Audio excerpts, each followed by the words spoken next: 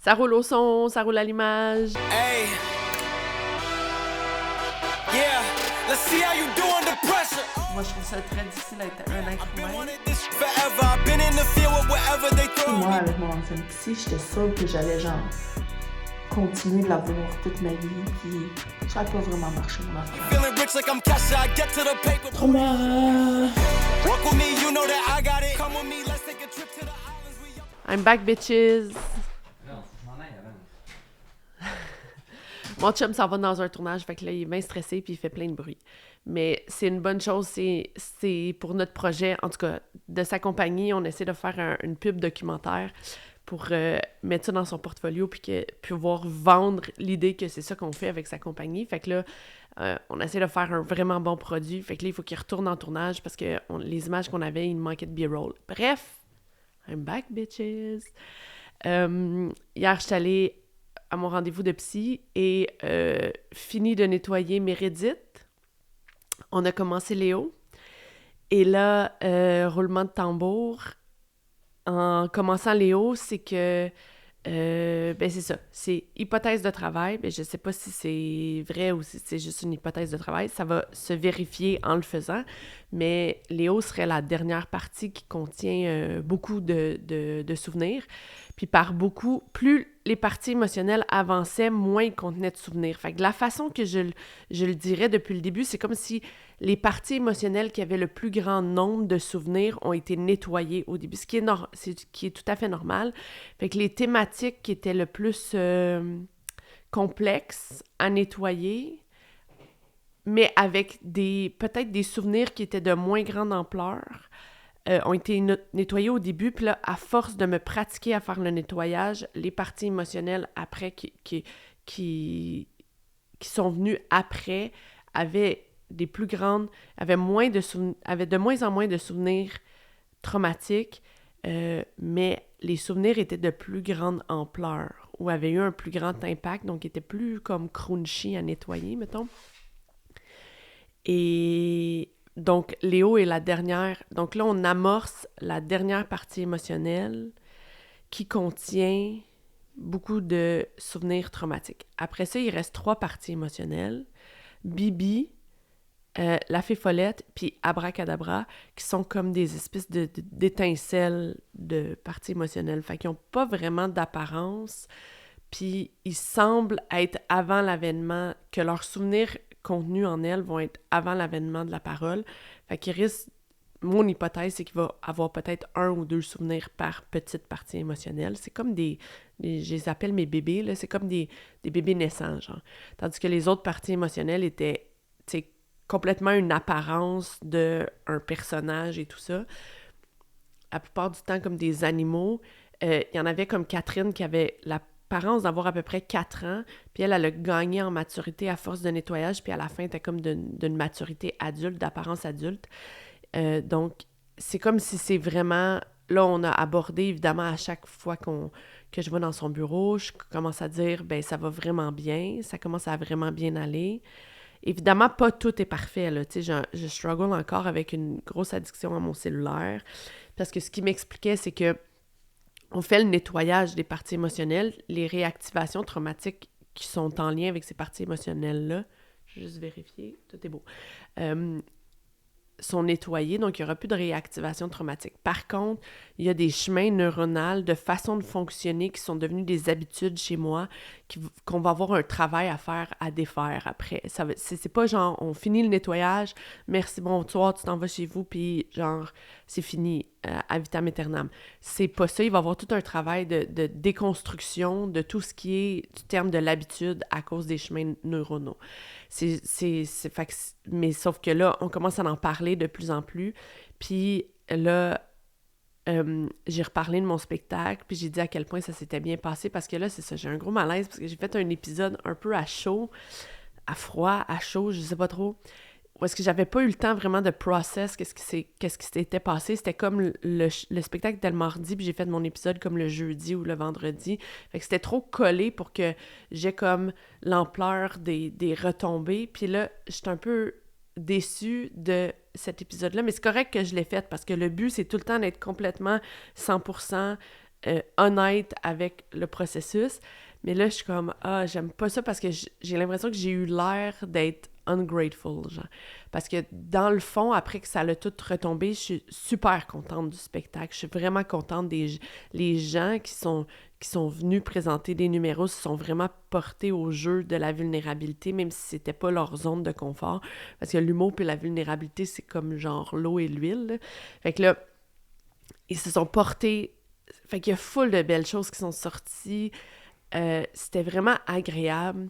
Puis la salle était belle. Le serveur qui était là était full comme dévoué. La salle était toute installée quand on est arrivé.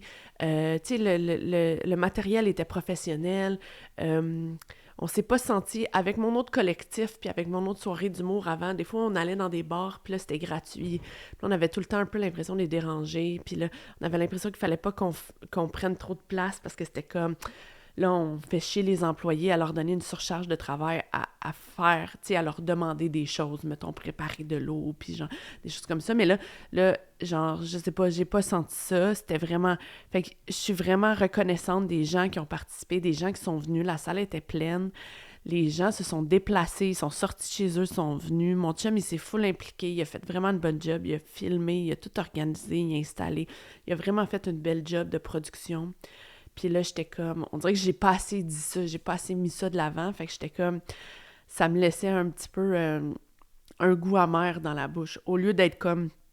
Tu sais, parce que j'ai beaucoup parlé de genre moi, comment je me suis sentie, qui n'a rien à voir avec ça. Les deux choses peuvent cohabiter dans le sens que je peux être déçue de ce que moi j'ai présenté ou... Parce que, tu sais, en grande partie, mais c'est vraiment bien. Mais ce qui est arrivé, c'est que je suis arrivée sur scène, parce que moi, je commence l'animation. Puis dans mes soirées auparavant, dans les soirées d'humour, je voulais toujours commencer. Parce que moi, j'aimais bien ça, être la première sur le line-up. Comme ça, je me disais tout le temps, parce que le stress d'avant est tellement, tellement grand, puis tellement désagréable. Puis des fois, c'est des jours là, que je suis en espèce d'anxiété vraiment intense, que je me dis, le soir du show, c'est le moment d'apprécier. Fait que là, il y a l'animateur qui vient, qui fait l'animation. Moi, je rentre en scène, je fais mon number, c'est fait, je suis contente, puis après ça, je peux écouter le show, puis genre apprécier le number des autres.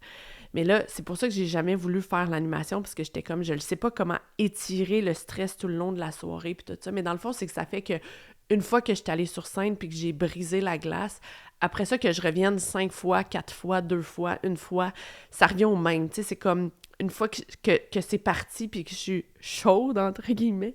Ah oui, j'étais chaude.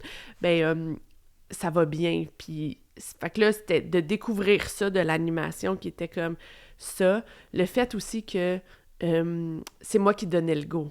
C'est que j'ai toujours aimé mieux qu'elle, tu sais, quand je faisais ma soirée d'humour avec Karine, puis c'était elle qui animait, c'était toujours elle qui faisait comme « OK, là, on y va ». Donner le go, c'est comme... Je veux tout le temps « Oh non, on va attendre que tout le monde soit là. Ah, peut-être qu'il y a des gens qui sont en retard. » Non. Mais là, les participants sont comme... C'est parce que là, on a dit qu'on commençait à 8h30, puis là, il est rendu genre 8h45. On peut-tu commencer? Mais là, la cousine à mon chum n'était pas arrivée, puis là, elle arrêtait pas de me texter « Je m'en viens. Non, j'arrive pas à acheter mon billet. » Fait que là, je voulais juste l'attendre parce que j'étais comme « Elle m'a écrit. » Puis maman... Fait que là, c'est ça qui est arrivé. Sauf que c'est dur de donner le go puis de faire comme... Désolé. Non, c'est correct. De donner le go puis de faire... Excusez s'il fait du bruit, là. Je vais juste continuer. Donner le go puis faire comme... OK, on y va. Puis c'est moi qu'il faut qu'il parte la machine. Puis là, je suis arrivée sur scène puis ma voix, elle shakeait. Puis quand ma voix, elle shake, je suis comme... Là, les gens savent que je suis stressée. Puis là, ils savent que... Puis là, mon chum, il est là, puis il me connaît, puis comme... Là, c'est très évident. C'est comme si je faisais un caca nerveux. Tu sais, comme si j'étais en train de faire caca devant tout le monde. Puis ça m'a déstabilisée, puis ça m'a fait paniquer. Mais après coup, après ce coup, à un moment donné que j'ai fait ma première blague, ça le rit, le monde était dedans, dans la salle, il y avait plein de réactions, le monde a embarqué. Puis là, une fois que j'ai embarqué avec mon matériel, c'était vraiment, vraiment le fun. Puis là, ma voix, elle shakeait plus, puis là, j'étais full à l'aise, puis là, ça a comme tout ramené, genre. Mais là, l'affaire, c'est que j'expliquais à mon chum après que mon erreur, c'est que l'intro, je m'étais dit dans mon écriture de comment que je faisais, je m'étais dit, OK, l'intro, je vais juste arriver, puis je vais dire, ah, bienvenue, qu'est-ce qu'on fait ici, nanana. Sauf que mon intro était pas assez solide, tu sais, j'avais pas genre des blagues ou quelque chose, puis quand je faisais mes cours avec Sylvain Larocque, il disait, faut t'arrives, quand tu mets le pied sur la scène, faut t'arrives avec une joke vraiment forte que t'es sûr qu'il va faire réagir, parce que c'est tout le temps comme ça que les gens créent le number, c'est genre du matériel fort au début, du nouveau matériel dans le milieu, puis du matériel fort à la fin, parce que quand on arrive devant le micro, on est stressé jusqu'à temps qu'on entend rire. Fait que là, faut vraiment que ça, tu sais, genre qu'il y a quelque chose qui se passe au début, là, ça rassure quand ça rit ou quand il y a une réaction, puis là, après ça, on peut embarquer. Puis aussi, j'avais pas vraiment de plan, j'avais pas quelque chose à quoi me raccrocher parce que mon intro était flou. Fait que là, ça, c'était mon erreur. Sauf que je suis vraiment contente de l'avoir faite parce qu'après ça, quand ça l'a embarqué, j'étais comme « It's on, motherfucker ». Là, j'étais genre « Je suis bien, j'étais à la bonne place, OK. » Genre, tout va bien aller, tu sais, comme... C'était le fun, puis là, je revenais entre les numéros, puis finalement, faire l'animation, j'ai trouvé ça agréable. Puis ça me donne l'opportunité de faire plus ou moins de... Mais là, c'est parce que... C'est un peu dérangeant, hein? Un petit peu. Là, c'est parce que... Qu'est-ce que tu cherches? Ma caméra. Je l'ai déposée à quelque part, c'est complètement ridicule. J'haïs ça, Bon. pas être à l'ordre, pas avoir rangé mes affaires comme je veux, que ça soit exactement... Chercher des affaires, pour moi, c'est paniquant. Surtout quand il est 9h15, puis il faut que tu sois là à 9h30, puis que ça prend au moins une demi-heure de te rendre. C'est complètement ridicule, parce que c'est quand même une grosse caméra. C'est pas quelque chose qu'on perd facilement. En tout cas. Mais là, visiblement, elle n'est pas ici, là. Mais c'est ça, j'ai cherché partout, puis je comprends pas du tout. Est-ce que je peux continuer? Oui, je te laisse continuer. Fait que tu vas pas couper ce bout-là au montage. Non, je vais pas le couper. Fait que là, qu'est-ce que je disais? Oui, c'est ça. L'animation, là, c'est ça. Là, ce matin, il fallait que je tourne là. En tout cas, mais c'est pas l'idéal, je m'excuse. Mais des fois, c'est ça, il faut faire des choix, là, puis il y a des choses qui se passent, puis c'est en dehors de notre contrôle, puis il faut baisser la barre, puis continuer de faire les affaires. Fait que là, dans le fond, au final, je suis vraiment contente du spectacle, puis j'ai vraiment beaucoup de reconnaissance, puis, tu sais, je commence à rencontrer des nouvelles personnes, mais c'est ça, avec mon nouveau état intérieur nettoyé de trauma, ou grosso modo, en grosse partie nettoyé, c'était un peu déstabilisant d'être... C'est comme si ça l'a... Mais c'est ça qui est arrivé, mais c'est comme ça que je vais l'expliquer. C'est comme si ça allait nettoyer mon intuition. C'est comme si ça allait nettoyer ma voix intérieure. Puis au lieu d'avoir un couvercle sur ce qui se passe à l'intérieur de moi, ça allait enlever le couvercle. Parce que c'est comme... Le nettoyage a enlevé une forme de dissociation. Fait que là, c'est comme si... moi qui existe dans la vie, je suis vraiment connectée à l'intérieur de moi, puis c'est comme si ma voix intérieure, elle chuchote plus, là, elle crie, là. Puis là, j'étais comme, OK, wow. Parce que quand il y a plein de monde, c'est genre, c'est plein d'influx d'informations, tu sais. Puis quand je suis devant une personne, c'est comme, OK, comment que la personne me fait sentir? Puis là, c'était comme super évident qu'il y avait des gens que j'étais comme, OK, je vibe pas. Puis il y a d'autres personnes que je vibais avant, puis que je vibe encore plus, puis que je suis comme, ah non, OK, ça, c'est... Genre, je pense à mon amie Patricia, je sais pas si elle va l'écouter, mais j'étais juste comme, oh mon Dieu, je veux passer toute ma soirée, toute ma vie avec elle. Parce que c'est comme une espèce de connexion, tu sais, mon amie Geneviève, tu sais, il y a des gens comme ça que c'est... Mais tu sais, que je le savais avant, mais que là, c'est encore... Tu sais, j'ai envie de pleurer tellement que c'est beau, là, mais c'est encore plus genre, oh my God, that's my people, genre. Puis c'est un peu à ça que ça sert, tu sais, d'être connecté à toi puis d'avoir accès à ton intuition, c'est de savoir comment, tu sais, c'est ton GPS, savoir comment te repérer, puis c'est déstabilisant, que c'est comme si on a rallumé mon GPS, puis là, tout d'un coup, j'ai plein d'informations, fait que c'était difficile pour moi de faire un recap du show tellement collé, parce que c'était comme j'avais besoin de processer tout ça, puis de voir toute la beauté de ce qu'il y a eu, puis tout ça, puis là, tu sais, j'ai parlé du fait que genre, c'était pas tant edgy, puis tout ça, mais là, c'est ça. C'est que je me suis reconnectée, puis j'étais comme, non, là, ma job à moi, c'est de faire mon matériel à moi, puis d'arriver sur scène avec le matériel duquel je suis le plus fière dans ce moment-là, puis d'être le plus, genre, connectée avec, genre, la personne que je suis à ce moment-là. Puis ça va être edgy, dans le sens que si je dis les affaires telles quelles, puis c'est le meilleur endroit où le faire, peu importe ce que ça va être satisfaisant pour moi. Fait que, tu sais, ça, c'est ma job. Puis là, après ça, le reste, tu sais, comme le matériel des autres, j'ai pas vraiment de contrôle là-dessus. Puis en même temps, c'est que je suis super fière de ce que les gens ont fait, parce que c'était genre un gros mandat, puis ils l'ont relevé avec brio, puis tout ça. Puis en même temps, c'est que c'est comme... c'est une nouvelle façon pour moi de naviguer le monde. C'est très inconfortable d'avoir confiance en soi, mais c'est pas confiance en soi, parce que le concept de confiance n'existe pas, mais le fait d'être, je vais le dire autrement, là, le fait d'être comme consciente de mes forces, ça me déstabilise. Parce que toute ma vie, j'étais genre, je me cachais, puis j'étais comme, non, je vais faire des petites affaires, puis je vais pas le faire, genre, je vais pas le faire avec la grande amplitude, parce que d'un coup qu'on me voit, d'un coup que, genre, tu sais, j'étais toujours en train d'éteindre, puis de m'éteindre, puis de pas vouloir prendre trop de place, puis de pas... Puis là, débarquer avec ses forces, c'est comme si c'est genre...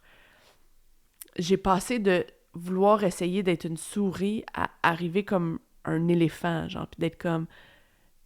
That's me, genre, c'est ça, c'est tout ça, genre, c'est un éléphant, c'est pas une souris. Je vais arrêter d'essayer de prendre un éléphant puis d'essayer de le rentrer dans une souris parce que tout le monde me voit que c'est ça que je suis en train de faire, puis ça n'a pas de sens. Sauf que moi qui est genre, OK, je suis un éléphant, là, puis tout le monde me voit, là, puis là, OK, c'est ça. C'est comme déstabilisant de sensation, fait qu'il y a ça aussi. Puis c'est déstabilisant de sensation de faire cet exercice-là, de me filmer, puis de dire des choses, puis d'interagir avec mon chum, puis tout ça, puis de filmer ça, puis après ça, de le voir sur la table de montage. Parce que j'ai toujours une espèce d'inconfort que je suis comme « Oh mon Dieu, que j'ai l'air de me vendre. Oh mon Dieu, que j'ai l'air de parler tout le temps à quel point je suis bonne, puis je suis la meilleure, puis je suis tellement narcissique. » Puis parce que c'est comme si j'ai passé de 0 à 100, là, d'un côté. Puis là, je pense qu'à un moment donné, il va peut-être avoir un balancier où est-ce que je vais revenir, mais c'est comme si j'étais tout le temps... Il faut qu'en premier, ce que les gens voient de moi, c'est que je suis humble. Puis là, je travaillais tout le temps à avoir ce mécanisme-là social de protection. Puis là, maintenant que je l'ai plus, c'est comme « Oh, c'était une grosse béquille à enlever, là. » C'est comme... Puis là, j'ai de la misère à l'assumer, genre d'être comme... Ben, c'est ça. Je suis dans mes forces.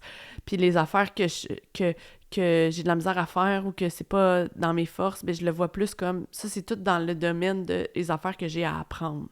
Puis il y a de l'apprentissage, puis il y a de l'exploration là-dedans, puis tout ça. C'est plus comme... Ah ben ça confirme que ma valeur. Genre ça confirme le fait que je devrais pas me voir comme un éléphant parce que regarde comment est-ce que j'ai tout ça que je contrôle pas comme il faut, genre. Fait que c'est une nouvelle façon de naviguer le monde, là. C'est vraiment, vraiment fucké et déstabilisant, mais tu sais, c'est tout dans le positif. Puis c'est un peu épeurant parce que c'est comme si avant, avec mon couvercle, je pouvais quand même interagir s'il fallait avec des gens que c'était comme « They're not my people », mais je peux quand même, tu sais. Puis là, c'est comme... Je sais pas à quel point ça va être possible. Il va y avoir vraiment comme des... Pas des coupures, mais il va y avoir des affaires qui vont... Évidemment que ça y a une forme de ménage qui se fait, là, mais comme je pensais que le ménage avait été fait, mais là, c'est comme...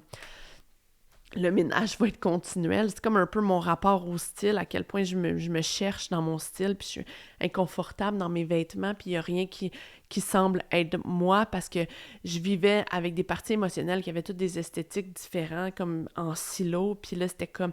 Puis là, maintenant, c'est genre, ils sont tous mélangés ensemble, puis c'est genre, je sais plus, je suis perdue, je sais pas qu'est-ce que ça veut dire, tout ça mélangé ensemble. Pour revenir à l'esthétique, là, on a nettoyé Meredith, puis une fois qu'elle a été nettoyée, elle a eu l'apparence de... Puis là, je ne sais pas comment le décrire, mais je vais le décrire visuellement, puis peut-être que vous allez comprendre l'image qu'il y a eu, mais c'est comme si c'était l'image de la Vierge Marie là, qu'il y a dans les demi-bains là, chez les gens en région. Là. Ça, fait que c'est comme une prêtresse, I guess, mais sauf que le truc qui la recouvre est pas bleu pâle ou blanc ou whatever, c'est comme une espèce de tissu hyper fleuri, puis sa tête est pas couverte, on voit ses cheveux, puis elle a une espèce de couronne avec des pics de métal qui fait un peu, pas Dita Von Teese, mais c'est quoi l'autre là qui fait des tatous, qui a une compagnie de maquillage? Elle, cette esthétique-là, un peu gothique, comme une prêtresse gothique, avec un espèce d'habit, genre une robe flowy, fleurie, puis c'est ça, des fleurs, un truc avec des fleurs, puis des pics sur la tête, puis un peu genre noir et rouge, puis là, c'était comme elle tenait en laisse un tigre. Puis là, le tigre, c'est Léo, qui est la dernière partie émotionnelle à nettoyer, qui m'apparaissait comme étant un lion, mais finalement, c'était un tigre. Puis là, elle tenait en laisse, puis elle était comme, je vais être présente pendant son nettoyage. Puis là, on a commencé son nettoyage, puis tu sais, tout le long, elle était là avec lui, parce qu'elle était comme, j'ai besoin d'aider Léo. Puis elle représente, on lui a demandé, qu'est-ce que tu représentes dans le système, puis c'est la création. Fait que c'est la partie créative de moi qui s'exprime. Fait que là, je sais pas ce que ça va donner, là, avec tous mes projets, puis mes soirées d'humour, puis mon matériel, puis mon esthétique, puis toute ça, cette partie-là qui est nettoyée. C'est extrêmement étrange. Elle avait un lien avec l'espèce de solitude existentielle, ça qu'elle portait à l'intérieur d'elle, puis elle avait un lien avec la tragédie et le true crime. Mon obsession avec le true crime puis les affaires de policiers. Puis c'est ça, elle a une apparence un peu dark, un peu gothique, un peu genre... un peu comme sorcière, mais pas sorcière avec un chapeau pointu, là, puis un chaudron, le plus sorcière, genre qui lit du tarot, mettons. Puis qui est comme connectée avec la nature, je sais pas, tu sais, comme une espèce de modern witch, là. Fait que c'est ça. Puis là, c'était comme... Puis là, le premier souvenir qu'on a nettoyé de Léo, c'était ultra à l'intérieur du ventre de ma mère, où c'était comme « je suis pas désirée ».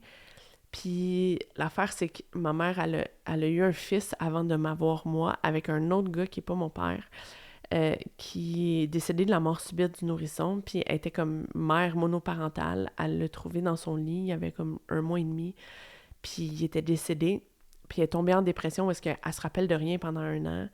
Après ça, elle s'est cherché un appartement. Mon père avait un grand appartement, puis elle est allée habiter avec mon père. Puis là, ils m'ont eu genre 1 ou 2 ans après ça. Fait que tu sais, comme il y a comme entre le moment où mon frère est décédé puis le moment où mon demi-frère, finalement, le moment où moi, je suis née, il y a peut-être comme l'espace de comme 3 ou 4 ans. Tu sais, c'est vraiment, vraiment rapproché. Donc, ma supposition, c'est qu'elle était encore en dépression quand elle était enceinte de moi. J'ai fait une dépression quand j'étais enceinte de ma fille. Ce qui est bizarre, c'est que la partie émotionnelle s'appelle Léo. C'était un des noms qu'on a pensé pour... Si ce que je portais dans mon ventre était un garçon, c'était un des noms qu'on a pensé. Léo, Léon. Je pense qu'on avait plus statué sur Léon, mais tout ça m'a fait penser que c'est comme... Léon, c'est ça. Léon et Mérédith avaient des souvenirs très, très anciens. Là, les dernières parties émotionnelles avaient des souvenirs d'accouchement, des souvenirs utérins. Fait que, tu sais, ça part de loin, mes traumas. Ça part vraiment de loin. Puis ça, nettoyer ça, c'est que ça nettoie vraiment une grosse partie. Là où ça m'inquiète, c'est que Mérédith était vraiment affiliée à les films d'horreur, le true crime, tout ça. Puis, vu que j'ai fermé, j'ai mis un blocage sur mon cellulaire pour avoir accès au YouTube Short, puis YouTube, pour arrêter d'être tout le temps collé sur mon cell, puis d'écouter mon cell du matin au soir, genre les vidéos. C'est tout le temps ça. Je fais mes tâches que j'ai à faire dans ma journée, puis après ça, genre, je me repose en écoutant les vidéos. Mais finalement, souvent, je suis pas vraiment reposée ou genre whatever. Ça fait vraiment du fog mental, puis je pense que ça l'aide pas, mon fog mental, puis j'ai de la misère à être concentrée, puis depuis la naissance de ma fille, mon cerveau est comme brisé, puis je pense que ça m'aide pas, fait que ça me prend des stratégies, fait que là, on l'a bloqué. Mais là, on a laissé débloquer mon Instagram 1 demi-heure par jour, parce que j'aime vraiment ça, regarder Instagram, puis tout ça, justement, c'est drôle, parce que j'arrête pas de regarder des filles qui tirent le tarot. Tout est dans tout. Je le sais que c'est niaiseux, mais ça me fait tellement du bien. Ça me fait du bien de voir des gens que je trouve attachantes. C'est souvent des femmes. Il y a des hommes aussi. Puis ils disent des affaires genre « ça va bien aller ». Puis moi, ça me rassure. Parce que des fois, je suis tellement dans mon anxiété, puis c'est tellement dur ce que je suis en train de faire. Relever ma carrière, puis genre essayer de builder quelque chose qui va perdurer dans le temps, puis m'exprimer, puis genre être tout le temps confrontée à mon apparence, puis à comment que je m'exprime, puis tu sais, des fois, j'écoute les vidéos, puis genre, oh mon Dieu, que je m'haïs, puis je me gosse, puis tu sais, c'est très difficile, puis des fois, j'ai besoin de ma petite demi-heure par jour de gens qui tirent le tarot, puis sont comme, tout ce que tu veux va t'arriver, mais je le sais que, genre, avec l'algorithme, c'est moi qui crée que c'est tout le temps ça, c'est les vidéos que je vois. Mais en même temps, je suis consciente, puis je suis comme je le fais parce que j'ai besoin. Bref, tout ça pour dire que il y a ça, puis là, fait que là, il y a juste Spotify qui est ouvert, parce que quand je vais au gym, je veux pouvoir écouter de la musique, je veux pouvoir, quand je vais chercher ma fille, écouter des podcasts. Sauf que là, ça a déplacé le problème, au lieu des vidéos, des YouTube Shorts, j'arrête pas d'écouter des vidéos, des podcasts, puis là, je suis comme tombée dans une talle de vidéos, de podcasts, mais je pense que j'en ai parlé, de true crime, là, puis des trucs de body cam footage, puis des interrogatoires de police, puis tu sais, moi, j'adore ça, là. Ça, c'est mon crack cocaine, là, dans la vie, là. C'est quand j'étais jeune, je voulais être détective privé, puis après ça, quand on a fait les tests d'orientation au secondaire, ça me donnait psychologue, comédienne, criminologue, puis j'ai vraiment hésité à aller en criminologie, puis en psychologie, puis tu sais, c'est dans ma talle de mes champs d'intérêt. Puis c'est extraordinaire qu'on a accès à ça, genre à littéralement des vrais interrogatoires de police avec des gens qui ont fait des crimes, du body cam footage, tu sais, comme tout ça, le côté policier, là, m'intéresse vraiment beaucoup, détective, policier, gna gna gna. Fait que là, je me suis mis, puis là, c'est juste ça, puis là, il y a beaucoup de true crime qui ont la dimension visuelle aussi sur Spotify, fait que j'ai juste déplacé le problème.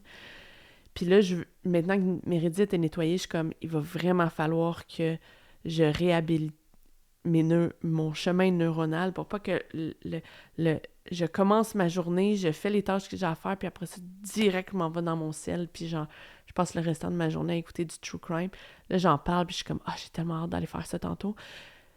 Fait que là, je le sais pas trop quoi faire avec ça, mais je me suis dit, déjà, comme, au niveau des urgences, mais pas des urgences, mais des priorités, c'est comme, je vais finir mon nettoyage, puis après ça, mon psy, il a dit, toutes les affaires qui sont des mécanismes, tu sais, comme, je le sais, là, que c'est déjà à travailler, puis là, je me suis dit, peut-être que je pourrais, genre, essayer de me dire qu'au lieu de me dire, je coupe tout cold turkey, je pourrais me dire, OK, je vais essayer une heure par jour de écouter des bruits de petits feux en faisant des affaires au lieu d'aller dans le true crime.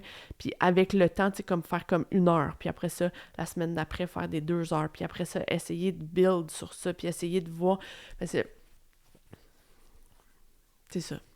C'est mon objectif. Mais là, vu que, un peu comme quand Belvédère a été nettoyé, qui contenait genre la violence, j'étais comme, là, il faut plus que j'aille une instance de violence, parce que sinon, ça veut dire que c'est ma vraie nature. Puis over my dead body, que ma vraie nature.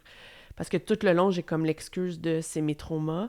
Puis je le sais que c'est très malaisant parler de ça, parce que je le sais que les gens qui m'écoutent, s'ils ont déjà été violentés, ou je le sais que la violence, c'est pas correct, puis comme la violence faite envers un conjoint, c'est comme, tu sais, fait que je suis tout le temps départagée entre je le sais que c'est pas correct, mais je l'ai fait pareil, puis j'étais pas capable de m'en empêcher, puis la seule chose qui l'expliquait, c'était le trauma, mais là, ça devient-tu une excuse?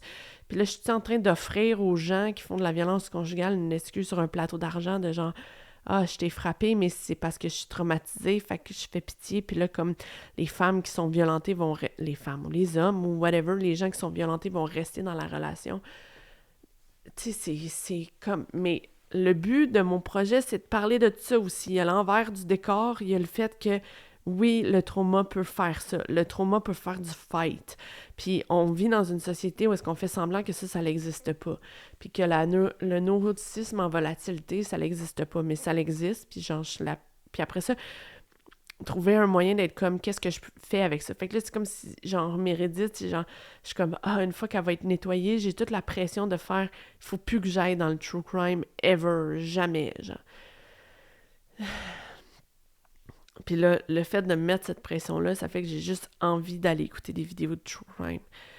Je sais pas quoi faire avec ça, mais en tout cas, je vais essayer de, au moins, là, à date, je suis capable de, tu sais, de faire les autres, tu sais, avant, non, j'ai jamais fait ça au lieu de faire mes tâches. Mais des fois, c'est que je peux passer ma journée à faire des tâches ménagères en pensant que j'ai avancé des affaires, mais dans le fond, j'ai pas vraiment avancé des affaires pour ma carrière en tant que telle. Puis il y avait tout un moment dans mon congé de maternité, puis dans travailler pour mon chum, puis dans recommencer à travailler, parce que, tu sais, j'étais comme protégée, là. Il y a eu la pandémie, je suis tombée enceinte, fait que, tu sais, ça fait vraiment longtemps que j'avais pas vraiment travaillé en tant que telle. Puis même avant la pandémie, je travaillais pas temps plein, là. Je travaillais vraiment un temps partiel, mais comme 1-2 journées par semaine. Fait que, tu sais, ça fait longtemps que j'ai pas comme des charges de travail, genre, vraiment intenses par jour. Fait que c'est vraiment difficile de repartir la machine. Puis c'est comme...